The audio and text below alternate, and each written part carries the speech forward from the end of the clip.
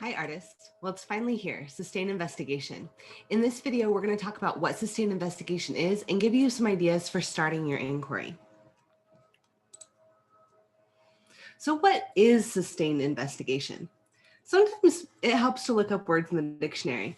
So when we looked up sustained means continuing for an extended period or without interruption. An investigation is to carry out research or study into a subject, typically a scientific or academic field like art, to discover facts or information.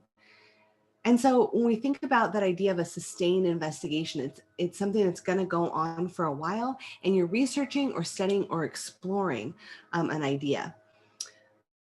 I define it as a deep, thorough exploration of an idea using meaningful materials and processes in a number of related works.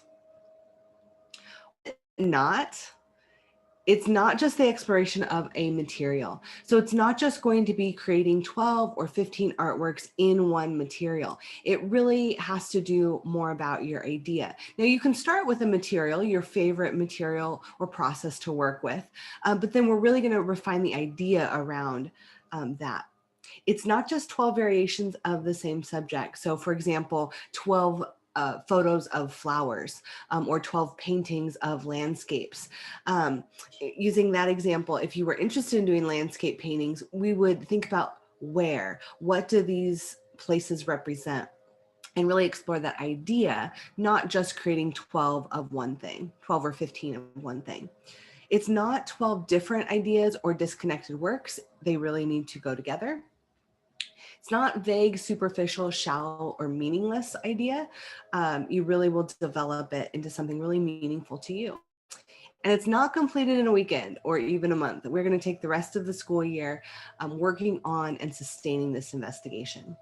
So 2 metaphors for you. The first is of a seed and a plant. A sustained investigation is like planting a seed and cultivating its growth. You start off with something really small, just an idea, a topic, a theme, something you're interested in, and you're going to water and cultivate and grow that.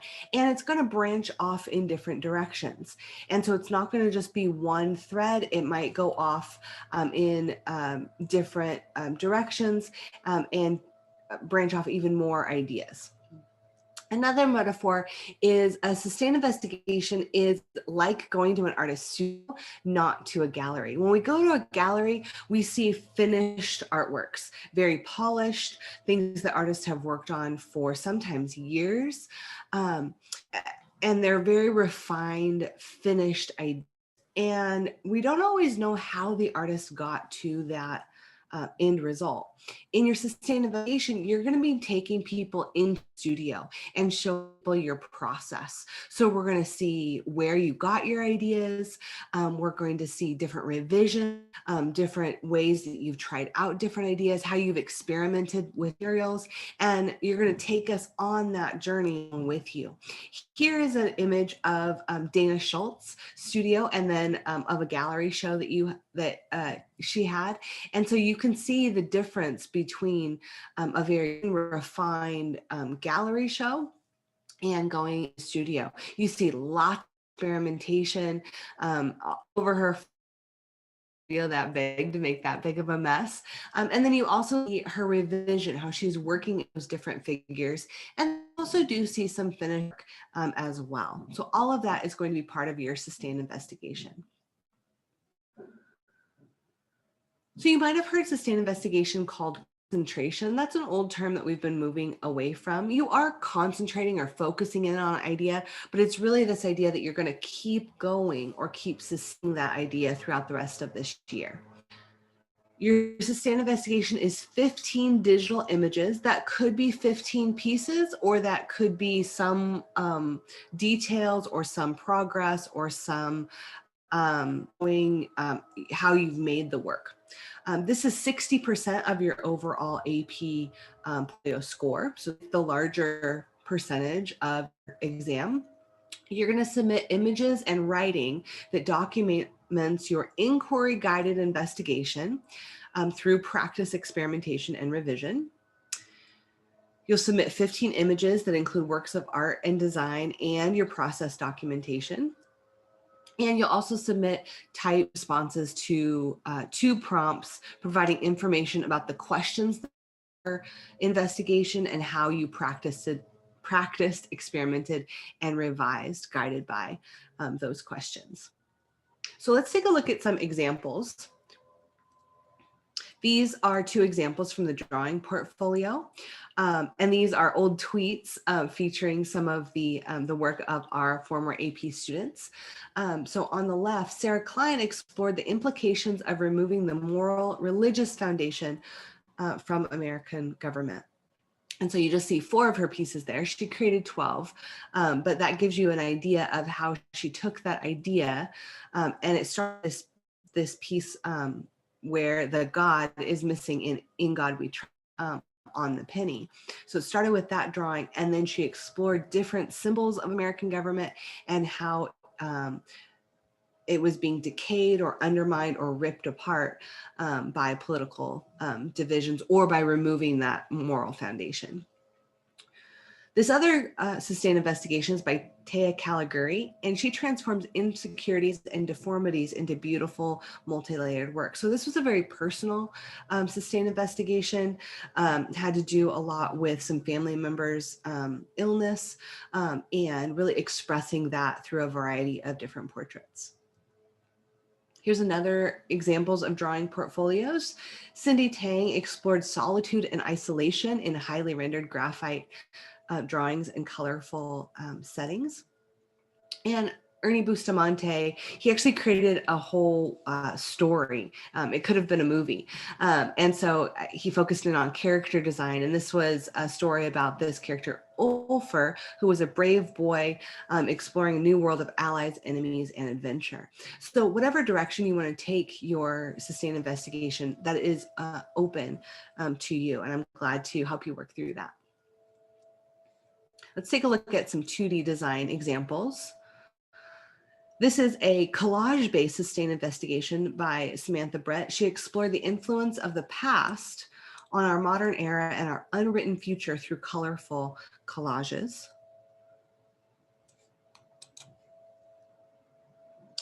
And of course, photography falls within 2D art and design. So Jack Garrell embraced the inevitable flow of hardship that shaped human development through these highly crafted portraits where he controlled the setting and even painted on his models.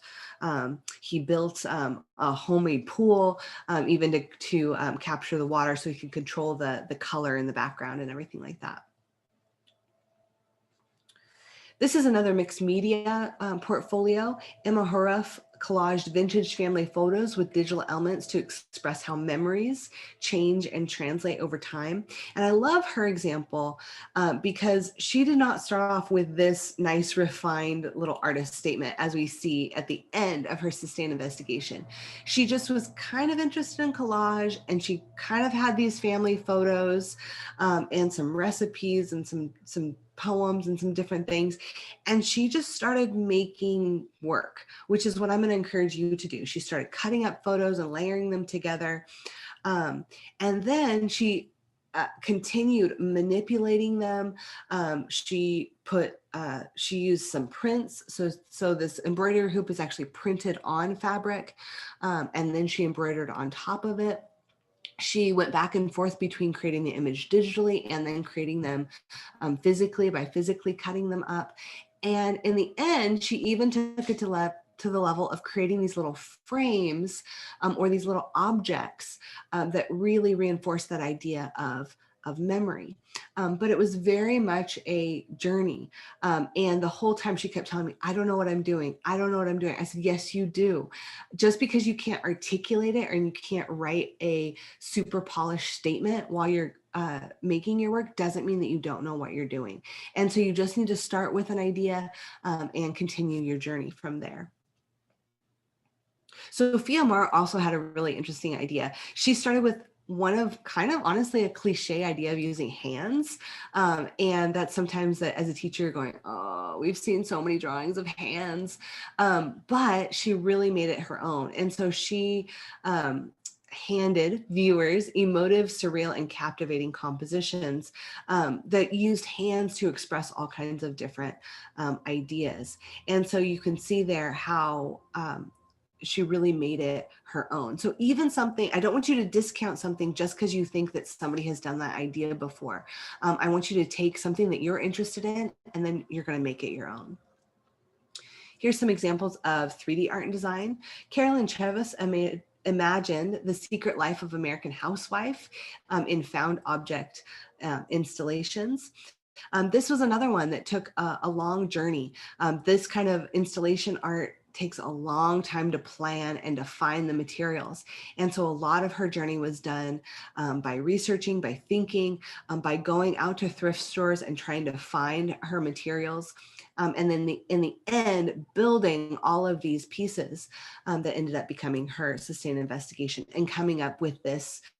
It was almost kind of like a story. Not everything has to have a story, but she told us the story about how housewife got bored sitting at home and this was her creative outlet. Then we have a ceramics portfolio. Madeline Livermore found unmasked truth in sharing pure connections.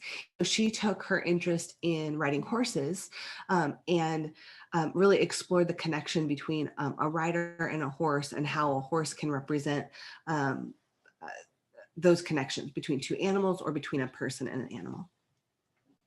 So what gets submitted? Images of 12 to 15 artworks. There's not a set number of artworks, but we're going to shoot for 12 because that's a good body of work. That's a good way of sustaining an investigation. And so I would suggest 12 artworks and 3 digital images of your process documentation. That might change depending on your sustained investigation, but that's a good guideline, 12 artworks and 3 process. Your statement is going to identify your inquiry and the questions that are guiding your sustained investigation. We'll go more into that later. And you're going to describe how your sustained investigation shows evidence of practice, experimentation, and revision guided by that inquiry or those questions. For each image, you'll also identify the materials used, the processes you use, how you made the work. So what you used to make the work and how you made the work, and then the size of the work. So starting your inquiry, I hope you're excited for this. The idea of this is just planting a seed. Now, you might have been thinking of this for a while and you might already have kind of a sprout going from that seed, or you might still be thinking, I don't even know where I'm starting. And that's okay, and that's normal. We're going to start with one little point and then we'll grow it and see where your journey goes from there.